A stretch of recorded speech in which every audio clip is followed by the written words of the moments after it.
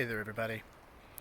A few weeks ago, when I first shared our food forest in a forest videos online, there was a very well-intentioned poster who commented that quote you saw at the beginning and said that they were concerned that I was committing or performing what's referred to as a type 1 error. And while their intentions are admirable, technically correct is the best kind of correct. So real quick, we're going to go over what a type 1 error actually is, and then we'll go into ways to avoid making them in the first place and some of the steps that we've taken to ensure that we are not running afoul of the actual quote from the beginning of this video. And I hope that's interesting and you enjoy. So a type 1 error is, in design work and as Mollison described, an endeavor designed to fail.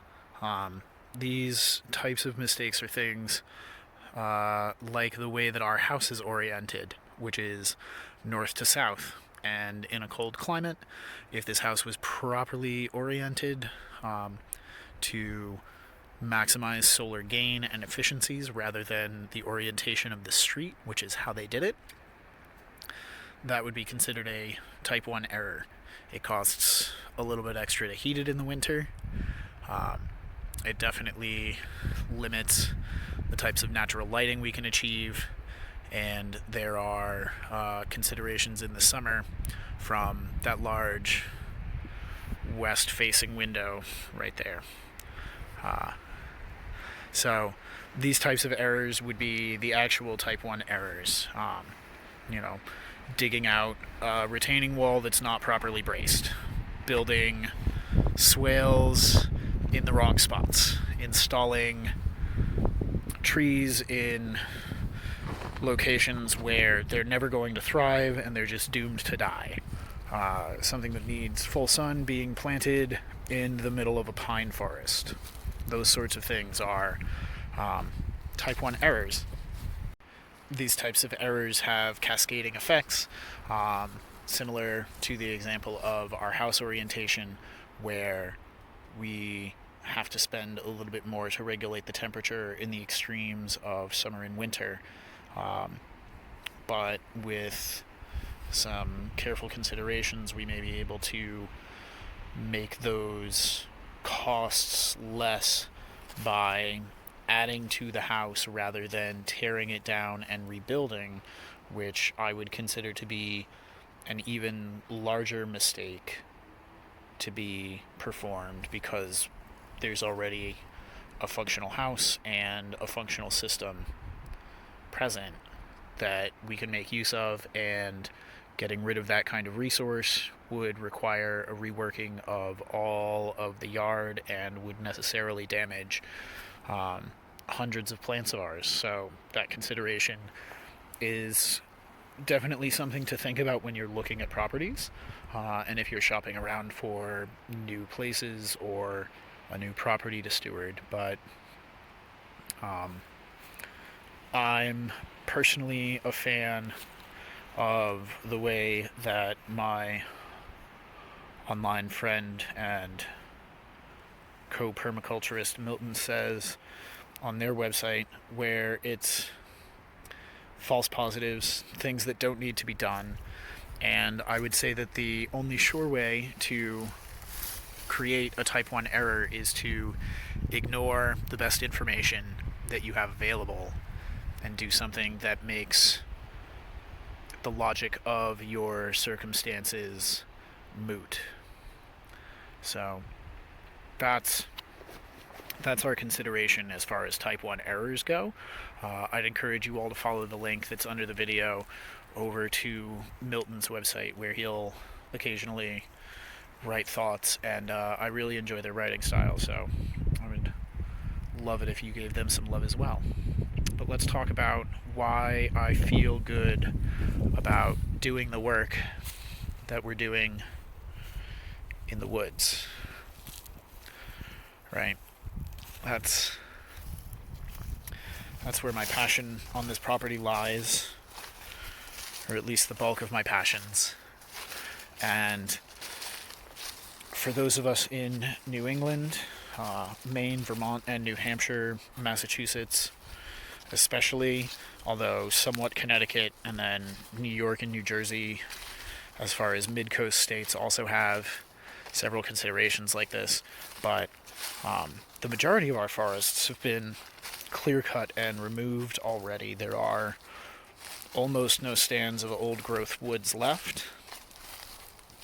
And so I agree with the commenter I mentioned at the beginning of the video, in that doing things that are damaging, doing things that put us at odds with the species in the forest is definitely the wrong way to approach building out a healthier ecosystem here. I would say that it is philosophically aligned in opposition to my actual plans, goals, and structure of work. A lot of the removals we've done have been for aggressive invasives, specifically Euonymus alatus, the burning bush, and Celastris orbiculatus, the Asiatic bittersweet. The pines and things that we have removed are individuals like these, where within the span of several inches you can see multiple trees trying to occupy that same canopy space. In other locations in these woods, we've got matured white pines that would have been thinned from their plantation setting had this land not transitioned to a residential site. I would encourage everyone, really, to reach out to your local town historians, folks at the library. You may have an actual town historian, and see if they have records for the holdings and the uses of your property, or one that you're looking at. I will also link to some Tom Wessel's information regarding taking walks around the property and seeing what you can find to give you clues as to whether the property was used as a sheep farm, or a cattle farm, or for timber, or for paper pulp. Those sorts of different distinctions will let you know what sort of degradation you're dealing with. If you can find ownership records or title transfer records, you'll be able to put rough dates on the times that things were planted, or have the ability to estimate or narrow down when certain destructive habits stopped.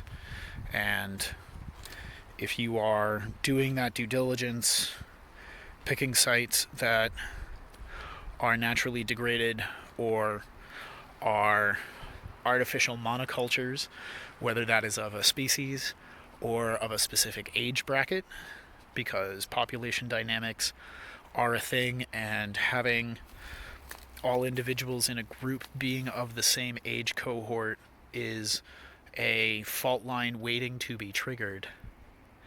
And I think that making sure that we are adjusting for a revolving door of canopy and green space and functional individuals is the best way forward. I think the other important thing to take away is that we're not working from a destructive vantage point. Our introduction and cycling of species doesn't require whole-scale removals, and if your design does call for those, I guess the big consideration is dot your I's, cross your T's, check your P's and Q's, make sure that you have all of your plants and vegetative material ready to go so that you spend the least amount of time in a disturbed space and have productive growth of any sort occurring as quickly as possible. For purposes of what we're doing, the installation of cuttings or small bare root plants into an existing forested structure gives us slight disadvantages, I guess, if you think about things in that sort of zero-sum way. But we're doing important work to see what's going to thrive on our site. We're doing it in low-cost ways that I feel are accessible to a lot of individuals who are of a mind to do this sort of thing. And this gives us a way to, for small pain points, have the opportunity for hundreds or even thousands of plants growing that were not present in this system before we began doing the work that we're doing. So that there is an opportunity for growers like ourselves and some of you folks to begin doing this sort of technique where we're just slowly, iteratively adding in those deposition type manners where we are building the underlying bones back up, much like calcium supplements to an osteoarthritic patient. So if that seems good to you, if that seems right, I encourage you to do the work. If that seems off to you and you think that I am going in an incorrect direction, I'd love to have that discussion with you. But yeah, until next time, thanks for watching. Happy planting.